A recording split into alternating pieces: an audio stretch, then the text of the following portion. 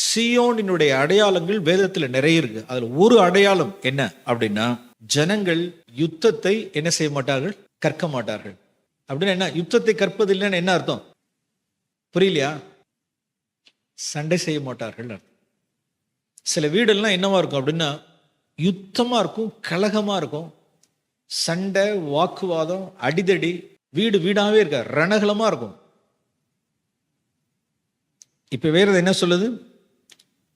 ஜாதிக்கு விரோதமாய் ஜாதி பட்டயம் எடுப்பதில்லை, இனி அவர்கள் யுத்தத்தை கற்பதும் இல்லை அப்படின்னா, நான் என்ன சொன்ன வசனத்தை எப்படி வாசிக்கிறேன் அப்படின்னா, புருஷனுக்கு விரோதமாய் மனைவியோ, மனைவிக்கு விரோதமாய் புருஷனோ, அல்லது மாமிக்கு விரோதமாய் மருமகளோ, மருமகளுக்கு விரோதமாய் மாமியோ என்ன செய்வதில்லை அப்படின்னா, இனி யுத்தத்தை கற்பதில்லை. முடிஞ்சு போச்சு, அவ்வளவுதான். ஒரு காலத்துல என்ன பட்டயம்னா, இங்க பட்டயம் போட்டிருக்கு, இங்க உள்ள பட்டயம் என்ன அப்படின்னா நாவுதான் பட்டயம். புருஷனுக்கு எதிராக பட்டயம் அப்படின்னா கை. புருஷனுடைய பட்டயம் கை, மனைவிக்கு பட்டயம் எது? நாவு. ஒருத்தருக்கு கை நீளம், இன்னொருத்தருக்கு யார் நீளம்? வாய் நீளம். ஒருத்தருக்கு வாய் நீளம், ஒருத்தருக்கு கை நீளம். பேசி வாங்கி கட்டிக்கிறது, பேசி பேசி வாங்கி கட்டிக்கிறது, அடியை வாங்கிக்கிறது, பதிலுக்கு பதில் பேசுறது. அருமையானவர்களே, இது நீண்ட நாட்களாய் ஒரு குடும்பம் அப்படி இருக்குமானால், என்னுடைய கேள்வி என்னன்னா, அவர்கள் இன்னும் என்ன செய்யல? சீஷர்கள் ஆகலன்னு அர்த்தம். ஆரம்பத்தில் நீங்க வந்திருக்கலாம், ஏதோ 6 மாசம் 1 வருஷத்துக்குள்ளாக இப்படி இருக்கீங்கன்னா ரைட்டு. 1 வருஷம் 2 வருஷமே வச்சுங்களேன். அக்கம் பக்கத்தில் உள்ள கிராமங்களிலிருந்து இந்த சபைக்கு நீங்க கேள்விப்பட்டு நீங்க உள்ளார வந்திருக்கீங்க. ஆரம்ப காலத்தில் நீங்க சண்டை யுத்தம்லாம் இருக்கலாம். இப்போ நீங்க வந்து 1 வருஷம் 2 வருஷம் ஆச்சா? ரைட்டு. ஒரு குழந்தை எழுந்திருச்சு நடக்கிறதுக்கு 2 வருஷம் ஆகும். ரைட், 2 வருஷம் ஆச்சு.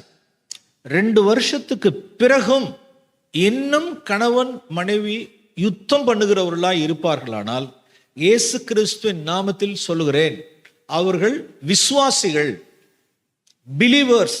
They are not disciples. அவர்கள் சீஷர்கள் அல்ல. அவர்கள் பெலனை மறுதலித்தவர்கள், அவர்கள் வேஷதாரிகள். முடிச்சிருக்கணும் எல்லாம்.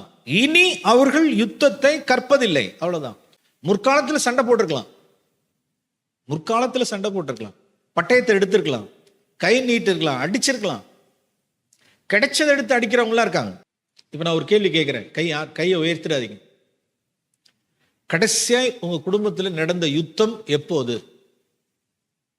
கடைசியா புருஷன் மனைவிக்குள்ள யுத்தம் நடந்தது, சண்டை நடந்தது எப்போது அப்படின்னா, நல்ல சாட்சி என்னவா இருக்கணும் அப்படின்னா, நல்ல சாட்சி எப்படி இருக்கணும்னா, 2024 2024ன்னா 2020 22 16 18 அப்படின்னு என்ன இருக்கும்? அது இப்போ ஒரு நல்ல சாட்சி. எத்தனை வருஷம்னே தெரியல பிரதர், ரொம்ப நாளாச்சு, மறந்துட்டேன் எல்லாம் இல்லை அப்படிங்கிற சாட்சிக்கும், ஏன் பிரதர் நேத்து நைட்டு காலையில கிளம்பி வர்றப்ப இன்னும் பாதி நைட்டு போய் ஆஃப் ஷிஃப்ட் தான் முடிஞ்சிருக்கு, அப்புறம் இருக்கு பாதி நைட்டு, அப்புறம் பாதி போய் மிச்சம் மீதியில நாளைக்கு இருக்குன்னா, அவர்கள் ஆவிக்குரிய இன்னும் வளரலன்னு அர்த்தம். இன்னும் வளரல. அவர்கள் புட்டிப்பால் குடிக்கிறாங்கன்னு அர்த்தம். இன்னும் குழந்தைகளா இருக்கிறார்கள். யாரெல்லாம் குழந்தையா இருக்கிறார்களோ அவதான் வாக்குவாதம், சண்டை. ஓ கொரிந்தியரே, உங்களுக்குள் வாக்குவாதமும் பேதமும் சண்டைகளும் இருக்கிறபடினால உங்களுக்கு நான் பால் உணவை தான் நான் கொடுக்கிறேன். நீ இன்னும் புட்டிப்பால் குடிக்கிற, நீ குழந்தை, நீ மாம்சத்தின் பிரகாரம் நீ நடக்கிற அப்படின்னு கொரிந்தியர்களை பார்த்து சொன்னார். அப்ப கொரிந்தியர்கள் பால் உணவு, புட்டிப்பால் குடிக்கிற குழந்தைகள். அவர்கள் வாக்குவாதம், சண்டை, கோபம் இருந்துகிட்டே இருக்கும், அடிதடி இருக்கும். பிரியமானவர்களை, நான் வளரணும். யுத்தத்தை இனி நான் கற்பதில்லை. நாம் நம்மளுடைய பிள்ளைகளுக்கு முன்பாக ஒரு துர்மாதிரியை நடத்திட வேண்டாம். சாட்சியை நாம் பிள்ளைகளுக்கு நான் காண்பிக்கணும். சங்கீதம் 31வது சங்கீதம் வாசிங்க, 19வது வசனம் 20வது வசனம் ஒருத்தவங்க வாசிங்க. அந்த வசனத்தை நான் சுருக்கவே சொல்றேனே. ஆண்டவருக்கு பயந்தவங்களுக்கு தேவன் உண்டு பண்ணி வச்சிருக்கிற நன்மை சாதாரண நன்மையா, பெரிய நன்மையா? பெரிய நன்மை. கர்த்தருக்கு பயந்தவர்களுக்கு தேவன் ஏற்படுத்தி வச்சிருக்கிற ஒரு பெரிய நன்மை என்ன அப்படின்னா, கீழே 20 இருக்கு பாருங்க அந்த நன்மை. இதுல ஒரு வார்த்தை தெரியுதா? எதுக்கு மறைக்கிறார் சொல்லுவாமோ? எதுக்கு விளக்குகிறார்? எதுக்கு விளக்குகிறார்? நாவுகளின் சண்டைக்கு அவர்களை என்ன செய்து விலக்கி எங்க ஒளிச்சு வச்சு பாதுகாக்கிறார் சொல்லுங்க. அவருடைய கூடாரத்தில், அவருடைய சமூகத்தில், அவருடைய நிழலில் வைத்து மறைக்கிறார். அதாவது நீ என்னுடையவன், நான் ஆண்டவரே என்ன சண்டை போட விட்டுறாதீங்க, நான் உனக்கு பயப்படுறேன், நான் சண்டை பண்ணக்கூடாது, வீட்டில் சண்டை பண்ணக்கூடாது.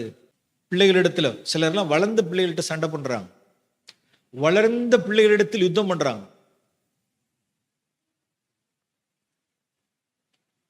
சிலர் அக்கம் பக்கத்தில் உள்ளவர்கிட்ட சண்டை பண்றாங்க. அதெல்லாம் ஒழிச்சிடணும். அதெல்லாம் ஆண்டவரே தகப்பனே நான் உமக்கு பயப்படுறேன், நான் பயப்படுறேன், எனக்கு ஒரு நன்மையை உண்டு பண்ணி வச்சிருக்கேன்னு சொன்னீங்களே, என்ன அந்த நாவின் சண்டைக்கு என்னை விளக்கிடுங்க, உங்களுடைய கூடாரத்துல வச்சு என்னை ஒழிச்சு பாதுகாத்துக்கலுங்க அப்படின்னு ஜெபம் பண்ணுங்க. என்னை சண்டை போட விட்டுறாதீங்க, உங்களுடைய சமூகத்தில், உங்களுடைய கூடாரத்தில், உங்களுடைய நிழலில் வச்சு என்னை பாதுகாத்துக் கொள்ளுங்கன்னு சொல்லிட்டு ஒரு கதறல் இருக்கட்டும். கர்த்தருக்கு பயப்படுற பயம் இருக்கட்டும். தேவன் உங்களை என்ன செய்ய மாட்டார்னா, என்ன வாய் பேசினாலும் சரி, என்ன புருஷன் பேசினாலும் பண்ணாலும் ஆண்டவர் உங்களுக்கு உதவி செய்வார். நாவுகளின் சண்டைக்கு உங்களை விளக்குவார். இதை எத்தனை பேர் விசுவாசிக்கிறோம்? விசுவாசிக்கிறவர்கள் ஆமென் சொல்ல முடியுமா? இதான் நன்மை. இன்னைக்கு உலகத்துல கர்த்தருக்கு பயப்படுகிறவர்களுக்கு என்ன பெரிய நன்மை அப்படின்னா, இன்னைக்கு உலகத்துல இன்னைக்கு காஸ்பல் என்ன கொடுத்துட்டு இருக்காங்கன்னா, நீ கர்த்தருக்கு நீ பயப்படு, தேவனோட கொண்டு பண்ணி வச்சிருக்கிற நன்மை என்ன நன்மை தெரியுமா? இந்த பாரு, இதை நீ சோதரிப்ப, அதை சோதரிப்ப, இதை சோதரிப்பன்னு சொல்லிட்டு உலகத்துக்குரிய செழிப்பை காமிச்சிட்டு இருக்காங்க. ஆனா பைபிள் என்ன சொல்லுதுன்னா, கர்த்தருக்கு பயந்தவனுக்கு தேவன் உண்டு பண்ணி வைத்திருக்கிற பெரிய நன்மை என்னன்னா, எதுல இருந்து விளக்குற? நாவுகளின் சண்டைக்கு. காசு பணம் இருந்த என்ன, எஸ்டேட் இருந்த என்ன, பங்களா இருந்த என்ன, சண்டை போட்டுட்டு இருக்காங்களே. அப்ப பெரிய நன்மை அப்படின்னா நாவுகளின் சண்டைக்கு நம்மளை என்ன செய்யறது? தேவன் விளக்குறது. அப்ப ஏன் என்ன விளக்கல? ஏன் ஆண்டவரே உங்களுடைய சமூகத்துல வச்சு என்ன நீங்க விளக்கல அப்படின்னா, மகளே நீ எனக்கு பயப்பில்ல, மகனே நீ எனக்கு பயப்பில்ல, நீ எனக்கு பயந்துரு, என்னிடத்தில் நீ விண்ணப்பி, நான் உன்னை மறைத்து ஒழித்து உன்னை பாதுகாக்கிறேன் பார். நமக்கு தூரமா இருப்பதா? சண்டை போடுறதெல்லாம் நமக்கு தூரமா இருக்கணும்.